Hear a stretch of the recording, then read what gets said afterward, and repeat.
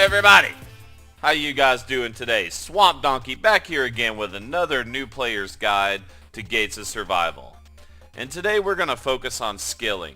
And we're really going to go into the mechanics of skilling. Now, we don't have enough time to go through each and every skill and itemize every little thing that that skill can do. Not only would that kind of ruin the game, but that would take hours. And I just don't have time for that. Ain't nobody got time for that. That's fine. I didn't even mean to put that in there. Anyway, so what we're going to do is we're going to talk about the three categories that skills are in. We're going to talk about the connections between the skills and how you use one to build to get to the next one. And we're going to talk about some tips on skilling. And then we're going to open up a skilling page, kind of like we did in the new player's guide. And we're going to just go through all the information that you get, because it's pretty much the same from skill to skill, the information that you're receiving to help you judge how well you're doing on the skill, if you need to go up a level or down a level, or you're good where you're at, all that kind of stuff. So some of that information is going to be rehashed from the new player's intro video, but I think it's very important to, review those numbers again just to make sure that you know exactly what you're looking at when you go to skill. So right here you can see here are all the skilling skills and you can see all the icons and all the imagery and everything. And we did talk about this in the first video, but I just want to say it again. You can see where the people are. So use that to your advantage. But we'll talk more on that when it comes to the tips part of the video, and that'll be towards the end. So let's pick a skill, something I've done a lot of, which is cook and fish. I've done a lot of that. So when you go to when you click on a skill, you'll see what the quest for the day is. And you can see kind of the reward for the quest. So every day, you can get a handful of gems, you can get rank points, you can get coin, and you get to keep the stuff that is for the daily quest. So what I would say is, oh, okay, well I need to cut 4,500 auburn logs in forestry. So I would go over here to forestry, and you can see there's a whole bunch of people there. Shocker, because that's where the skill is, and it's a free 9 gems. Now remember, you can sell gems for like 40 to 50 million gold. So this could be like 400 million gold right here or so. Give or take a little, So here you can see I can actually cut the auburn logs, but it's at the very top of my skilling. So whenever you open any skill, you have to go to the bottom and you'll see the level required. The very first one will always be 1 because you're always number 1. Level 1 in every skill. So you can see that I've got 9,000 of these logs from when I've chopped them in the past before the mastery was instituted. Now you can see that the first mastery levels are usually 5 to 10,000. It's not that bad. You'll probably knock that out in a day, maybe less, probably less. But then you go up here, every time you graduate to a new log, they're worth more money. You can alch them, for more coin. You get more experience. But the mastery status is higher. So let's go over the statistics of this page just so you can kind of know. So first off, you'll see what skill you're trying to do. We clicked on forestry. Now we're going to go to chop pine tree. I can see that I have the level required. I know how much experience I'm going to get. I know how much experience is going to go to the clan, which remember, that's just kind of like a savings account for your experience. This is a bonus that if you are not in a clan, you don't get. Now this number depends on the level of your clan. The higher the level of the clan, the better this number will be. Think of it kind of like interest on a savings account. If you put money in a bank, a savings account, they'll give you a little bit of interest on it. Now not a lot. Is very, very small. So kind of like relation to this. You get 850 normal experience, and then the interest you get is 94 extra experience. Now this goes, like I said, to the clan in like a savings account, quote unquote, And then if you've got a good active clan, normally you can request for a certain experience or all your experience, and they'll give it to you relatively quickly. But we'll go over more of that in the clans video.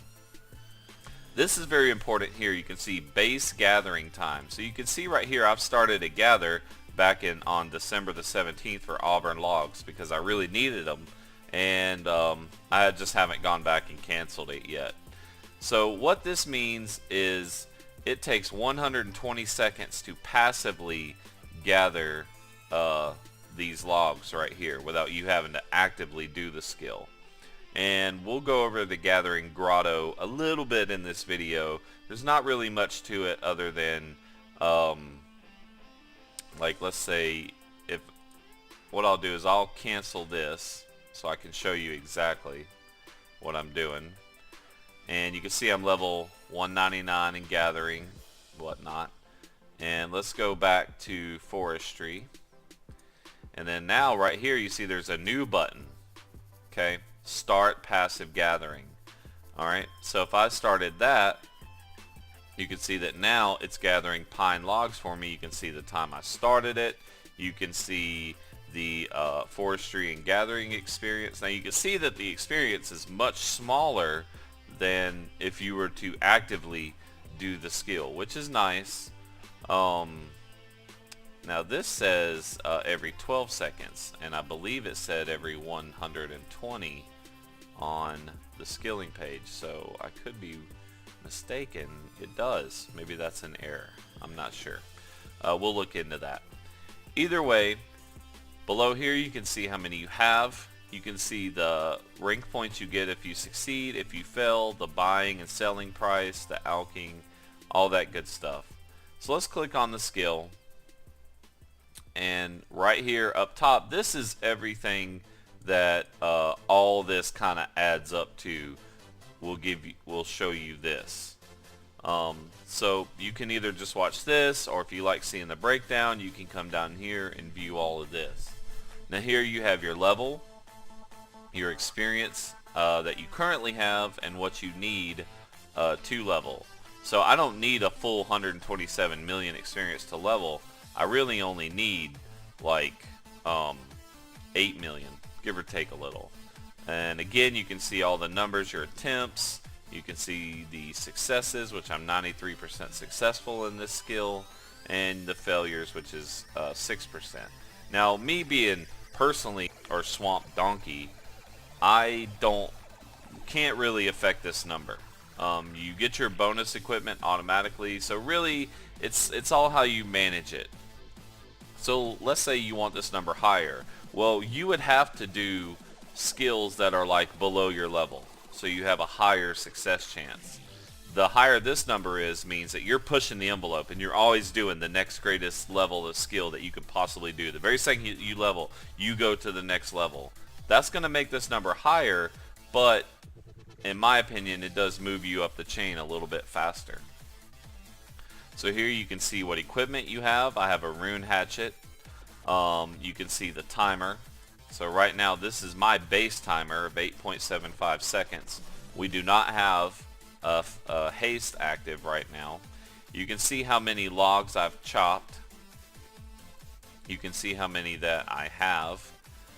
You can see that I've gained 12,456 experience. And I believe this might be base experience, something like that. But there's also an event going on down here. So you really have to just pay attention to these numbers. Right here is the chained action. This is very important. The more of these that you can chain together, the higher all of your experiences will be. Okay, now part of the reason I'm so successful in the chain is that there's a fate active. Now, we'll go ahead and explain fates really quick. What that means is that there are 25 people working on a skill and or more, and what that does is it gives you a higher success rate and you get extra experience per action. The chains go up to 99, so that means you can do 99 actions in a row successfully and continue to gain experience. I believe it peaks at 99. I don't think I've ever seen it any higher. Here you can see our bonus for the clan. You can see that I've actually gained 1 XP bonus for myself, which is, it doesn't sound like a lot, but and my clan got 131. Now again, that doesn't go to the clan, that's just in a savings account, quote unquote, in the clan that can be given back to me. But there's also other options you can do later on. Here you can see how much I have saved up in the clan. So you can see I almost have a whole 1 million experience in the clan saved up.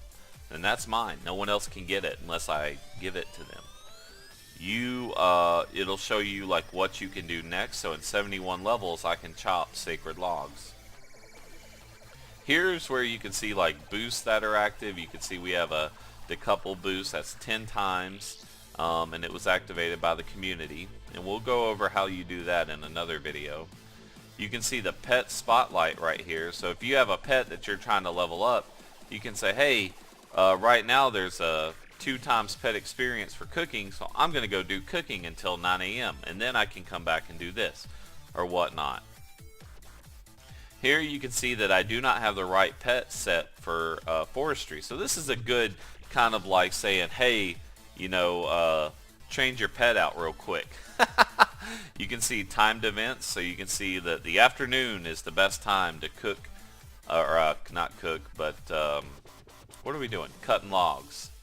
And then you can see your current pet information, and then right here you can see like the mastery status, the bonus RP that I'm getting, and you can see that I have an aura of experience bonus that is granting me extra experience down here as well.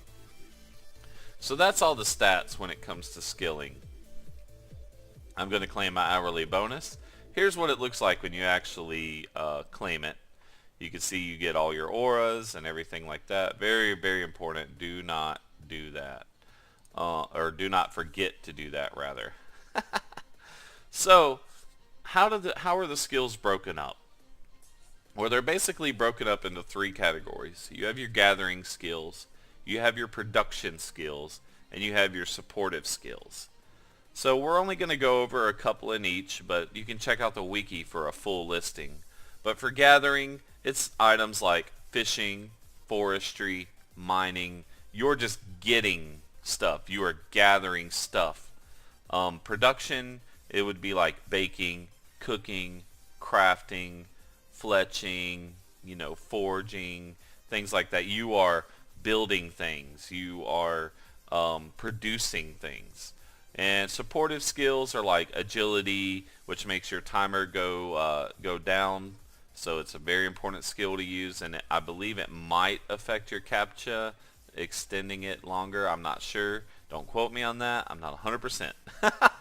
But there's also stuff like looting, thieving, where if you're kind of broke and you want some free stuff, then you can loot it or you can thieve it, you know, steal it,